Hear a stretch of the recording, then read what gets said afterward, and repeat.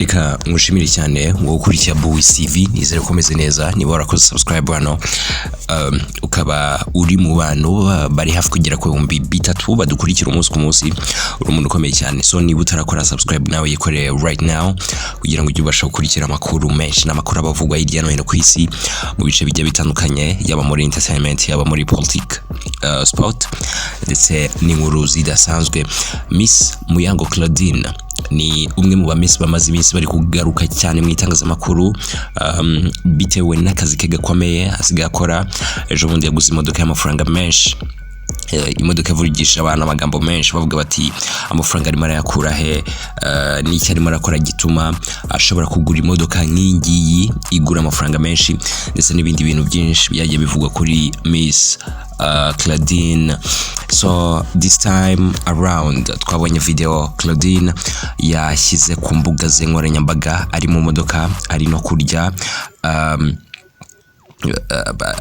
Abantu bagaruka kuri no video yashyize hanze bitewe nuko atari yambaye umukandara mu modoka kandi ari no public figure, ari umuntu ukurikirwa n'abantu benshi. So ibintu rero byatumye Claudine bamwe mu bantu bajya muri comment batangira kumuha comment bamukosora bavuga yuko atambaye umukandara, bavuga yuko bitemewe kujya mu modoka ugatwara imodoka uri kurya ariko nanone utambaye umukandara. So harimo comment imwe rero umuntu yaje kuba taginga police y'u Rwanda avuga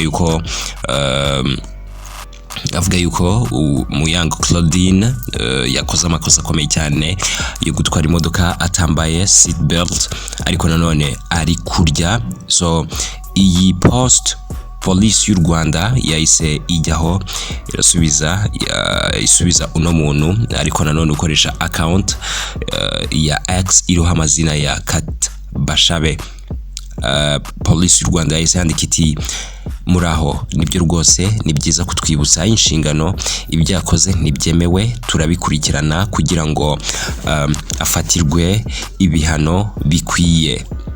So anga ni police y'u Rwanda riri gusubiza iyi account ya Kate Bashabe kuri X yagaragazaga yuko uyu Muyango Claudine yakoze amakosa akomeye cyane yo kujya mu modoka gutwara no kurya ariko none watambaye n'umukandara. So kugeza muri akanya rero police y'u Rwanda ikigaragara nuko iri buze gufatira ibihano bikomeye cyane witwa Muyango Claudine nyuma yo kugaragara muri aya mashusho ameze gutyo ari kwica amategeko agenga umuhanda. Ikindi kandi abantu bishyizemo ni Kat Bashabe bari kwibaza batese Kat Bashabe niwe waje kuba ateza Muyango police ku buryo police ihita yandikira Muyango imubwira yuko iri buze kuba imuhana bitewe n'ibyo yakoze. Now mu masaha 3 ashize kuri Instagram ya Kat Bashabe nawe yagiye kuri Instagram arandika amenyesha abantu yuko iyi account yakoze ibingibi atari account ye kubera ko abantu benshi bari batangiye kumwandikira kuri Instagram ku mbuga zigiye zitandukanye bavuga yuko yakoze ikintu kibi cyane cyo kuba Muyango nyine yareze Muyango kuri police bazi yuko ari we. So Bashabe we yagiye kuri Instagram avuga ati iyi ni fake account n'abantu bakoresha amazina yanjye kuri X kubera ko njyewe ntabwo mfite X account yahoze ari Twitter. Ikindi Kat Bashabe yahise atabaza inzego zigiye zitandukanye zirimo RIB azisaba yuko zakurikirana bano bantu kugira ngo zibafatire ibihano bibakwiriye bitewe nuko bari gukoresha amazina ye ku mbuga nkoranyambaga ariko noneho bagakora ibintu bitari byiza bitwaje amazina ya Kat Bashabe. Ibi ni ibintu bikunda kubaho by'umwihariko ku bastar bakunda gukoreshwa amazina, bikunda nyine abantu benshi bakunda gukoresha amazina yabo bakora ibikorwa bigiye bitandukanye birimo gusaba abantu amafaranga ndetse n'ibindi.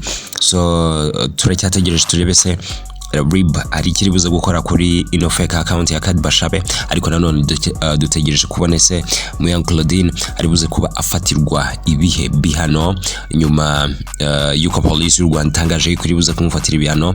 Kora subscribe hano ubundi uze gukurikira inkuru ikurikira n'ubundi vuga kuri ino story ya Muyango Claudine.